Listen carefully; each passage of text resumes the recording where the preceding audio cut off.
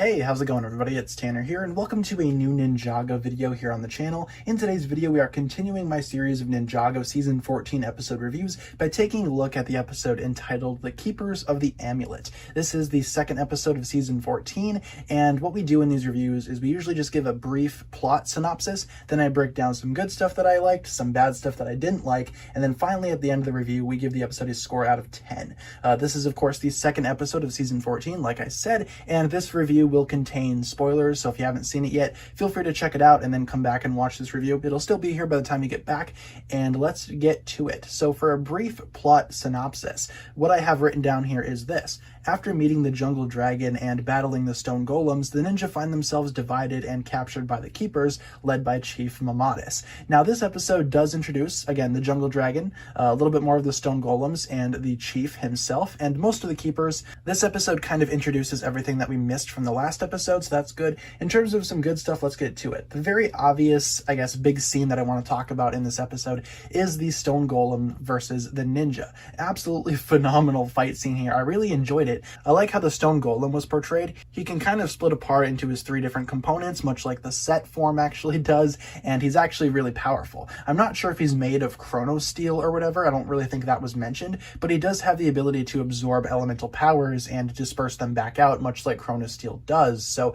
I thought that was interesting. Again, they don't really explicitly say if, chrono steel is involved with this guy's, I guess, complexion, if you will, but still I thought it was really cool. He absorbs various blasts like Kai's fire and Jay's lightning and spits them back out at them, and I thought that was really funny. It definitely has, I guess, a little bit of a challenge in store for the ninja, and also it's very fast as well, and that makes for some awesome moments in this fight. The ninja themselves also have some really fantastic moments, specifically Zane and Cole. I like the bit where Zane kind of throws his shurikens at the thing. That was animated really nicely, and I love the bit where Cole actually uses his hammer to kind of summon an earth blast. I thought that was actually animated really well as well, and that also goes into another thing that I want to talk about. This continues the fantastic animation from the last episode. No real complaints in terms of animation, lighting. In terms of some other good stuff, I love the introduction of Zippy, the jungle dragon. He's kind of introduced as like this big brooding dragon, but the ninja quickly realized that, you know what, he's actually not too bad. He's kind of like a big puppy, if you will, which is basically Zippy's appeal. He's a dragon, but he's not terrifying or ferocious like several other Ninjago dragons that we've seen.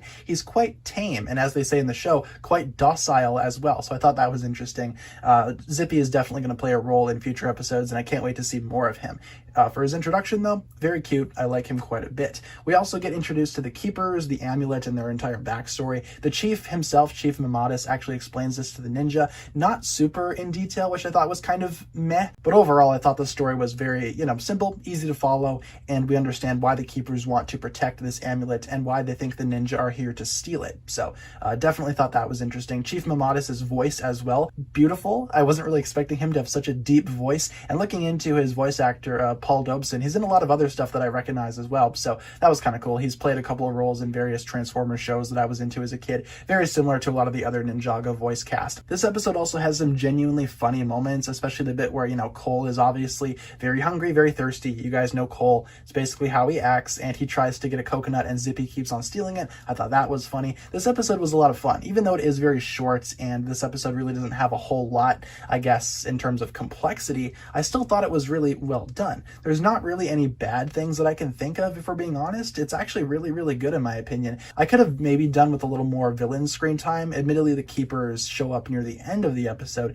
and they don't really have that big a screen time, but overall, this episode I definitely thought was good. I've heard a couple of complaints for this season so far. A couple of you guys have said that it's rushed or doesn't really feel all that coherent, or some stuff is just, introduced too quickly and taken away too quickly, and I humbly respect your opinion. However, I really don't see that as an issue. Now, these first two episodes, in my opinion, are very good, and we only have 2 episodes left in this season until the big finale, so that feeling of, I guess, the season being rushed could very well come to my mind later on. When I watch the next 2 episodes that are going to be coming out next week, I very well could see what you guys feel right now, and actually, I guess, experience that feeling of the season being rushed. But as it stands right now, I don't really feel that at all. I think the plot's going along very smoothly. It's being treated as a little little side story in Ninjago, so nothing too big there. I think it works. I think it very well works. I don't really have any real complaints for this episode. Like I said, my feelings on the season might change later on, but as it stands right now, I think season 14 is actually really good. Not one of the best seasons ever, but definitely nowhere near the worst. I think it's somewhere sitting comfortably in the middle for me. But this episode itself, let's stop beating around the bush, was very good. I'm going to give it a 10 out of 10.